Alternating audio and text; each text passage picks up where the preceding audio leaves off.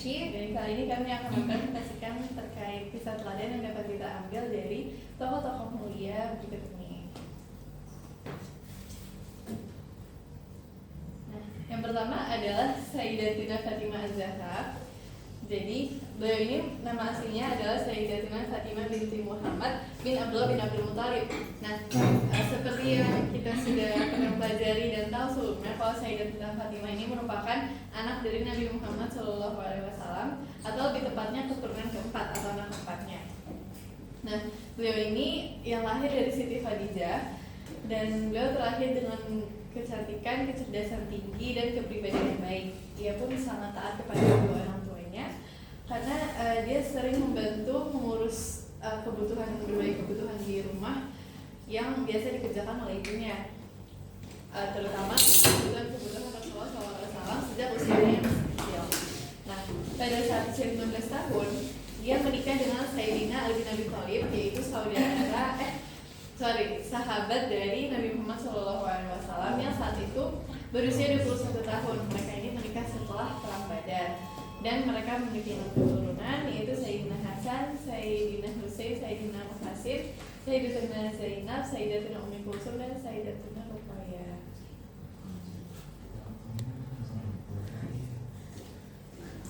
Nah, beliau ini wafat karena mengalami sakit, yaitu selama 40 malam, dan meninggalkan pesan kepada Sayyidina Ali bin Abi Thalib bahwa yang boleh menyentuh tubuhnya itu hanyalah Ali bin Abi Thalib. Makanya ketika beliau wafat, beliau itu seluruh proses pemulasaran jenazah Sayyidatuna Fatimah Az-Zahra ini dilakukan oleh Ali bin Abi Thalib sendiri.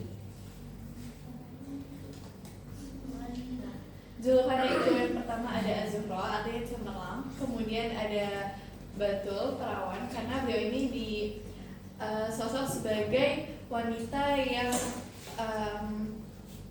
ideal, yang memiliki kecerdasan tinggi, tapi juga kesopanannya. Nah, kemudian beliau juga memiliki julukan Kanis, terpelihara maksudnya dia terjaga terhindar dari hal-hal yang tidak baik, dan bahkan tubuhnya aja terpelihara ketika beliau wafat. Beliau diurus jenazahnya oleh suaminya sendiri. Kemudian ada Atirah tersuci, kemudian ada Al-A'imah, selanjutnya Sayyidah, yaitu pemuka yang mulia atau penghulu, dan Nisa Al-Alamin, yaitu wanita sejahtera. Masya Allah. Dan keutamaan yang dapat kita ambil dari Sayyidatina Fatimah Az-Zahra ini bisa kita lihat dari beberapa kutipan di hadis-hadis, yaitu Fatimah ini adalah sebagian daripadaku. Barang siapa ragu terhadapnya, berarti ragu terhadapku ini berarti maksudnya Ali bin Abi Thalib, dan membohonginya adalah membohongiku. Kemudian, tidakkah engkau senang jika engkau menjadi penghulu bagi wanita seluruh alam? Itu sesuai julukannya tadi, wanita sejagat, yaitu Sayyidah.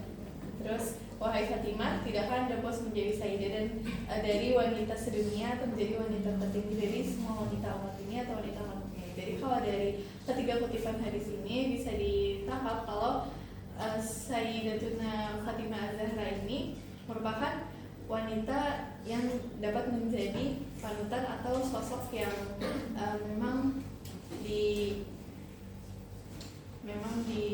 bagus.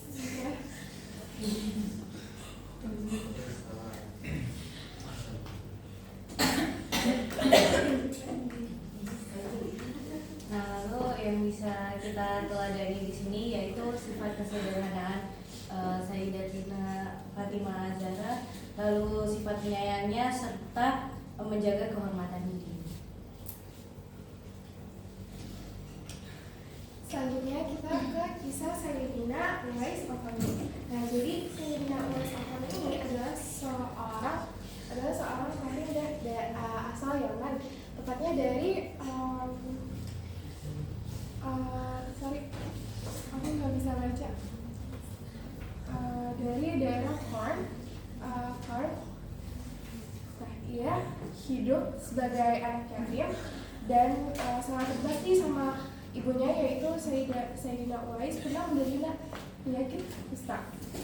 Nah, lalu ia berdoa kepada Allah dan sembuh, namun membekas sebesar dirham masih tertinggal di lengannya.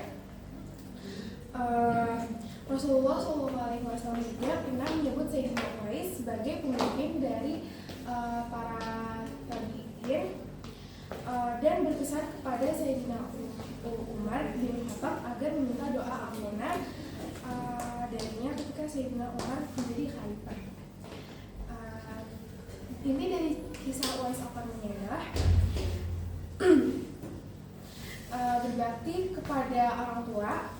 Sayyidina Uwais ini dikenal sangat menghormati dan merawat ibunya dengan penuh kasih sayang dan kesabaran, meskipun ibunya tadi menderita penyakit kusta. Selanjutnya ada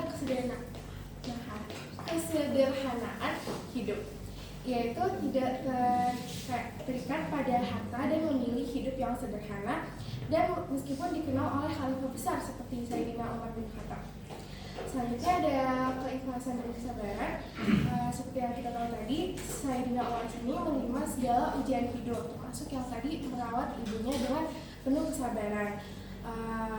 Terus habis itu ada kerendahan hati. Walaupun memiliki kedudukan mulia di sisi Allah, dia tidak mencari kemasyhuran atau memanfaatkan kedekatannya dengan penguasa. Dan yang terakhir ada keteguhan iman dan doa. Sayyidina Uwais selalu bergantung kepada Allah dalam setiap masalah, termasuk saat berdoa memohon kesembuhan dari penyakitnya.